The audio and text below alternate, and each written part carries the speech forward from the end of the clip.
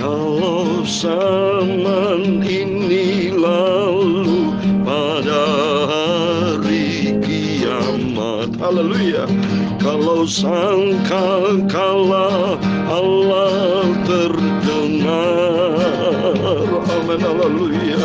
Kalau orang tebusannya berkeliling katanya, kalau namaku dipanggil, ku ada, amin, haleluya. Kalau bunyi sangkakala, kalau bunyi sangkakala, kalau bunyi sangkakala, kalau bunyi sangkakala, ku ada, amin. Terima kasih Bapa. Harus ku bekerja bagi Tuhan di malam gelap. Harus ku bersaksi karena cintanya, amin, haleluya. Kalau nanti habis kerja baru hatiku damai sejahtera. Kalau namaku dipanggil, ku ada, amin, haleluya. Kalau bunyi sangkakala, kalau bunyi sangkakala, haleluya. Kalau bunyi sangkakala, kalau bunyi sangkakala, ku ada, amin, haleluya. Kalau bunyi sangkakala, kalau bunyi sangkakala, kalau bunyi sangkakala, kalau bunyi sangkakala, ku ada, amin, haleluya. Dalam 1 Tesalonika pasal 16, pasal 4 ayat 16 dan 17, demikian firman Tuhan.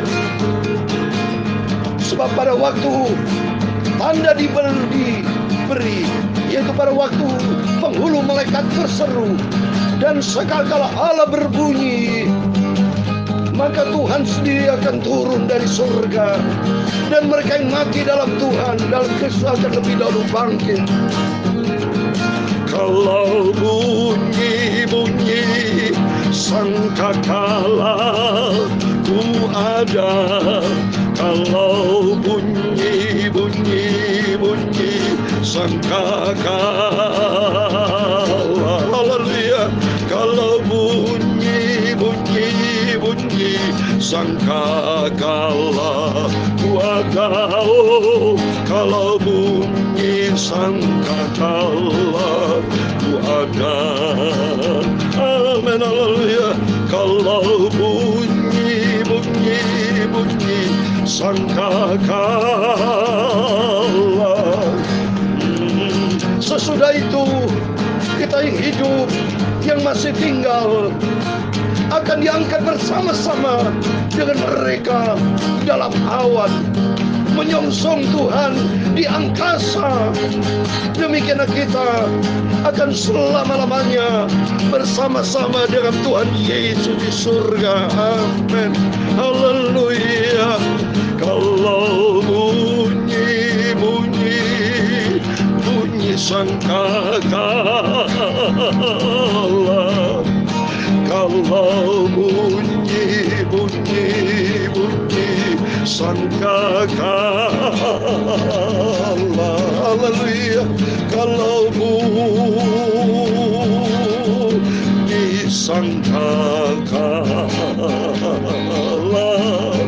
kalau bunyi sangkakala ku ada,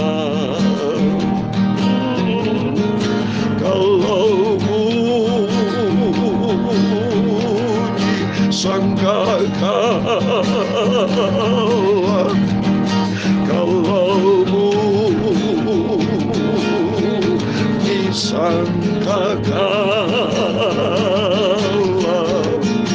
kalau bunyi sangkakala, kalau bunyi sangkakala ku ada.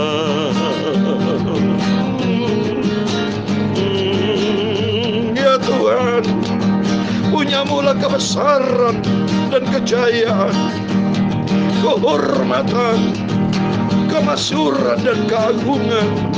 Ya segala-galanya yang ada di langit dan di bumi. Ya Tuhan, punyamulah kerajaan, dan Kau tertinggi itu melebihi segala-galanya, karena Kau sebagai kepala. Sebab kekayaan dan kemuliaan berasal daripada-Mu, dan Engkau-lah yang berkuasa atas segala-galanya. Dalam tangan-Mu lah kekuatan dan kejayaan. Dalam tangan-Mu lah kuasa membesarkan dan mengukuhkan atas segala-galanya.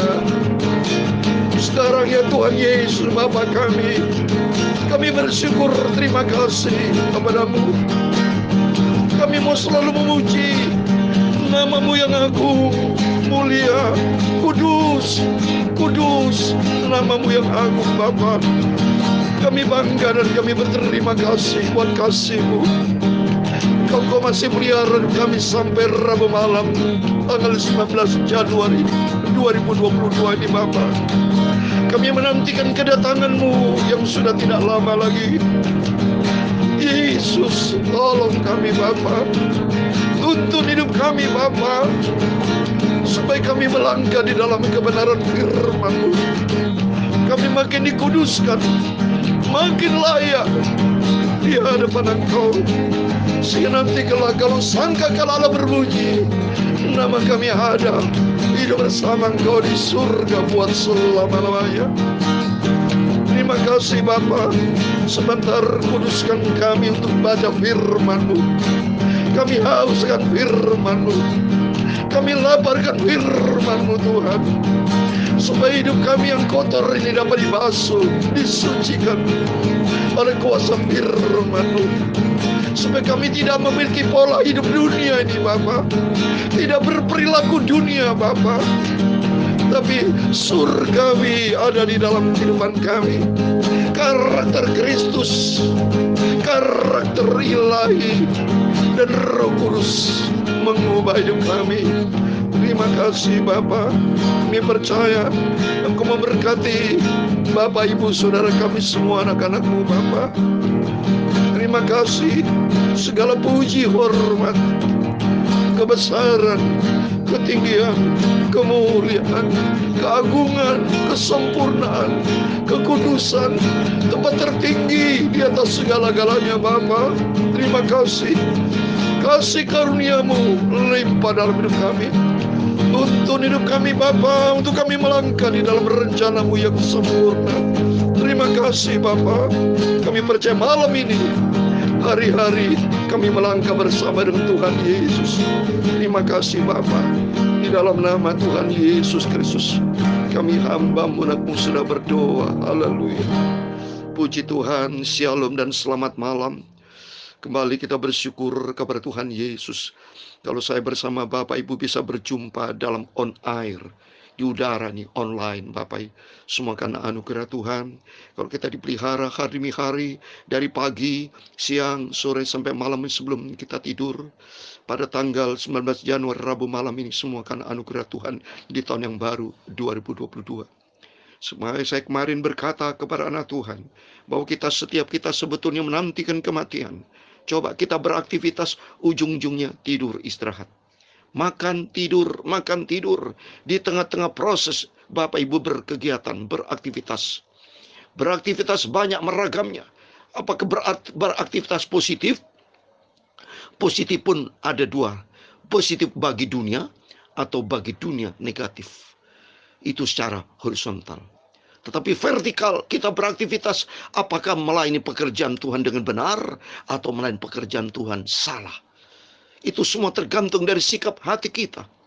Maka terukur kualitas hati kita. Kita mau jaga hati kita menjadi benar kalau diisi dengan firman Tuhan dan kita menjadi pelaku firman. Itu penting. Kalau Bapak Ibu hanya diisi dengan perkara-perkara dunia, dunia akan lenyap. Dunia bukan jaminan buat kita. Dunia, paradigma dunia, semua akan selesai pada waktu kita mati dikubur. Tapi kehidupan yang kekal ada di surga bila hati diisi dengan firman. Kalau diisi dengan firman, kita berperilaku sesuai dengan firman Tuhan. Mari kita menjadi pelaku-pelaku firman Tuhan. Itu yang menjadi garis dari Tuhan.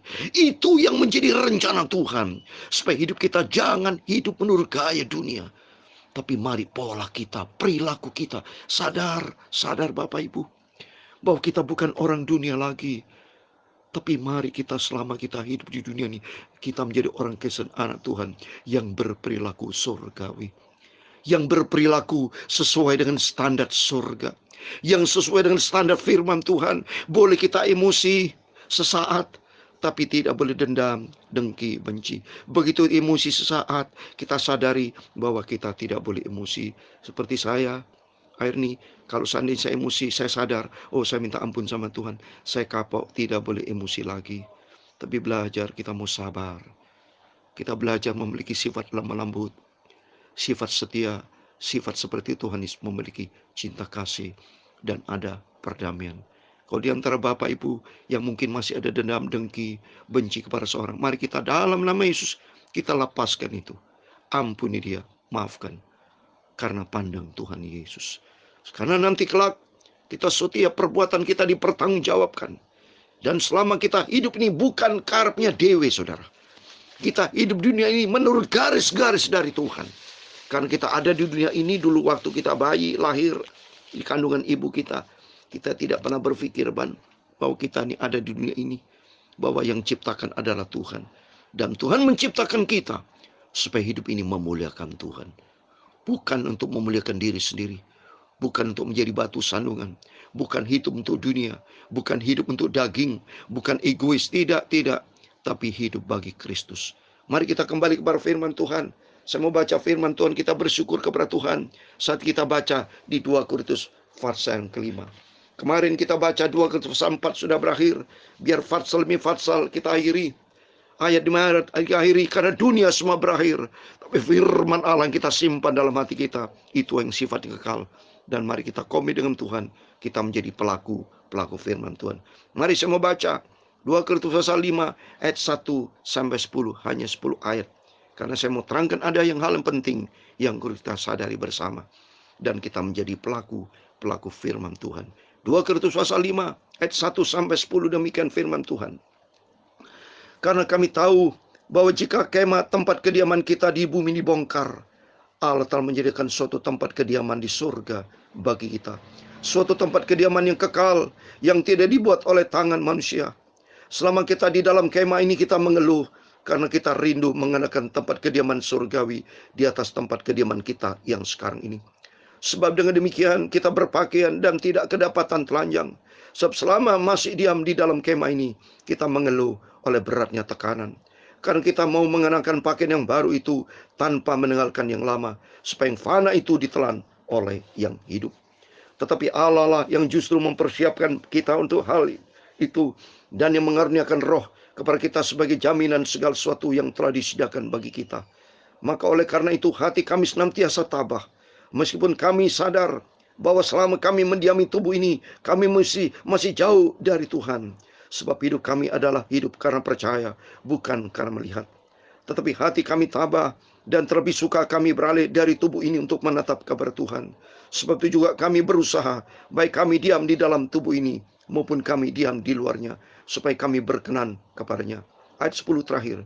Sebab kita semua harus menghadap tahta pengadilan Kristus, supaya setiap orang memperoleh apa yang patut diterimanya sesuai dengan yang dilakukannya dalam hidupnya ini, baik ataupun jahat.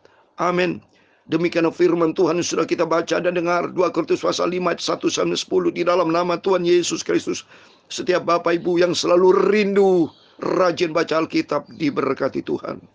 Rindu hati kita merenungkan firman Tuhan, kita berpikir akan perkara-perkara yang kekal di dalam kebenaran firman Tuhan. Dan yang paling penting ketiga, kita mau setia kepada Tuhan Yesus, karena dasarnya kita cinta Tuhan. Dan kalau cinta Tuhan sesuai dengan perintah Tuhan dalam Yohanes 14 ayat 15, kalau engkau mengasihi aku, harus kami lakukan semua perintah Tuhan, yaitu kita menjadi pelaku firman. Kita mau menjadi anak Tuhan yang taat, bukan menjadi anak Tuhan yang bandel, menjadi anak Tuhan yang setia, cinta dan taat, yaitu melakukan firman Tuhan. Kalau firman Tuhan katakan marilah kita saling mengasihi, marilah kita saling mengasihi. Jangan ada dendam, dengki, benci, iri hati, perkara-perkara yang bukan datang di Tuhan, itu kita singkirkan dalam nama Yesus. Karena suatu hari kelak ada 3 hal yang saya mau sampaikan. Yang pertama, bahwa kita hidup di dunia ini sifatnya sementara. Karena firman Tuhan katakan di ayat yang ke-1, bila kemah tempat kediaman kita dibongkar, itu dunia akan lenyap. Kemah ini bicara dunia ini, suatu hari ke dunia akan hancur lenyap. Apa yang kita harapkan dunia ini, semua akan nihil Bapak, semua akan sia-sia. Karena itu percuma kalau seseorang itu dia kerja keras, uangnya banyak, mungkin asetnya banyak, tapi dia tidak menyimpan perkara kekal. Dalam Matius 16 ayat 26 dikatakan, apa keuntungnya kepada seorang, biarpun segenap dunia diperoleh, tapi jiwanya binasa. Di luar Yesus, rumah banyak, aset banyak, bukan juru selamat. Tapi semua hanya tipuan, membuat hati kita senang hanya di dunia sementara. Tapi kalau kita mati, rumah kita tidak bawa. Mobil banyak kita tidak bawa. Uang banyak bertriliun-triliun kita mati, tidak kita bawa.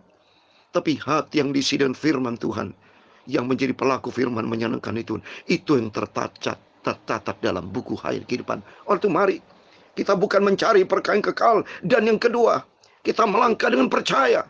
Kata Rasul Paulus di ayat yang ke-7, sebab hidup kami adalah hidup karena percaya, bukan karena melihat. Karena kita melihat di dunia ini sifatnya sementara. Kita punya mobil yang kita lihat, kita punya rumah, kita punya sahabat, kita punya suami, istri sementara. Seperti adik saya, anak saya. Saat ini saya sudah tidak bisa bertemu lagi secara manusia dengan adik saya yang tercinta, Sylvania Rahmat. Karena dia sudah dipanggil Tuhan. Termasuk saya sudah tidak bisa berjumpa lagi dan anak saya yang saya cintai, Heno Rahmat. Karena beliau dua-duanya sudah bersama Tuhan di surga. Jadi berarti kita nanti akan mendapatkan perkara-perkara kekal. Ini yang kita cari, saudara. Dan yang ketiga, kalau kita melangkah dan iman dengan Tuhan Yesus, mari kita takut sama Tuhan. Dan kita menjadi pelaku firman. Karena firman Tuhan katakan di ayat ke-10, sebab kita semua harus menghadap tahta pengadilan Kristus. Supaya setiap orang memperoleh apa yang patut diterimanya, sesuai dengan dilakukannya dalam hidup ini, baik ataupun jahat. Ada 2 pilihan. Hidup di dalam kebenaran firman Tuhan, atau hidup di dalam kejahatan, melanggar firman Tuhan, menjadi orang fasik. Saya kasih ayat terakhir dalam Wahyu pasal 22 ayat 11. Kitab Wahyu pasal 22 ayat 11 dikatakan, barang siapa yang berbuat jahat, biarlah ia terus berbuat jahat. Barang siapa yang mencemar, biarlah ia terus cemar. Dan barang siapa yang benar, biarlah ia terus berbuat kebenaran. Barang siapa yang kudus, biarlah ia terus menguduskan dirinya. Amin. Hidup ini sebuah pilihan. Apakah Bapak Ibu Saudara mau pilih perkara jahat, perkara cemar, itu akan menuju kepada kebinasan. Tapi saya mengajak Bapak Ibu bersama saya, mari kita berbuat di dalam kebenaran Tuhan, berbuat kebaikan, berbuat di dalam kekudusan. Karena Allah itu kudus, dia sumber kebenaran. Surga bukan tempat orang yang cemar. Surga bukan tempat orang yang najis. Surga bukan tempat orang jahat. Tapi surga hidup di dalam kebenaran Tuhan. Surga penuh dengan kedamaian. Surga bersama Yesus, sumber kekudusan, sumber kebenaran, sumber kemuliaan, sumber segala-galanya. Mari di dalam nama Tuhan Yesus Kristus, melalui firman-firman selalu kita dengar, kita hayati, dan kita menjadi pelaku firman Tuhan. Karena kita takut suatu hari kelak kita menghadap tahta pengadilan Kristus, baik jahat maupun benar. Oleh tapi kalau kita melalui firman Tuhan, mari kita berusaha selalu berbuat baik. Kita tinggalkan perkara jahat, tinggalkan pikiran jahat, tinggalkan sifat hati, dendam, dengki, iri hati, niat-niat rencana yang buruk. Tinggalkan dalam nama Yesus. Karena suatu hari kelak kita tinggalkan dunia ini, tapi ada menghadap tahta pengadilan Kristus. Dan saya percaya, kalau selama kita hidup di dalam kebenaran firman Tuhan, dan Tuhan akan menuntun kita hidup di dalam kebenaran firman Tuhan, masuk di dalam kerajaan surga buat selama-lamanya. Karena suatu hari kelak, sangkakala Allah berbunyi, ini akan pasti terjadi Bapak Ibu. Sangkakala pasti terbunyi, akan terjadi Bapak Ibu. Ini firman Tuhan, semua pasti digenapi. Dan kita melangkah di dalam janji Tuhan, di dalam kebenaran firman Tuhan. Sehingga suatu hari kelak kita merindu, kita hidup bersama dengan Yesus, surga buat selama-lamanya. Tuhan memberkati Bapak Ibu Saudara semua. Amin. Kalau disangkakala, haleluya, kalau bunyi sangkakala, haleluya, kalau bunyi sangkakala, kalau bunyi sangkakala, ku ada. Amin. Terima kasih Bapa. Kalau bunyi sangkakala, amin, haleluya, kalau bunyi sangkakala, haleluya, kalau bunyi sangkakala, oh, kalau bunyi sangkakala, ku ada. Amin, haleluya. Kalau bunyi sangkakala, ku ada bersama Engkau Tuhan Yesus di dalam kerajaan surga buat selama-lamanya. Amin, haleluya. Tuhan memberkati engkau dan melindungi engkau. Tuhan menyinari engkau dengan wajahnya dan memberi engkau kasih karunia. Tuhan mengharapkan wajahnya kepadamu dan memberi engkau damai sejahtera. Bapa kami yang di surga, dikuduskan namamu.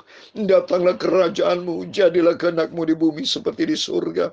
Berikanlah kami pada hari ini makanan kami secukupnya, dan ampunilah kami akan kesalahan kami, seperti kami juga mengampuni orang bersalah kepada kami. Dan jangan membawa kami ke dalam pencobaan, tetapi lepaskanlah kami dari penjahat, karena Engkaulah yang punya kerajaan dan kuasa dan kemuliaan sampai selama-lamanya. Amin. Tuhan Yesus memberkati Bapak Ibu Saudara semua. Selamat malam, selamat beristirahat. Tetapi sebelum itu, lakukan berjaga dan berdoa, karena nanti kalau sangkakala berbunyi, dan pastikan bahwa nama kita ada bersama dengan Tuhan. Dalam nama Tuhan Yesus, kita semua diberkati Tuhan, dan Tuhan bersama kita. Immanuel, puji Tuhan. Haleluya. Amin.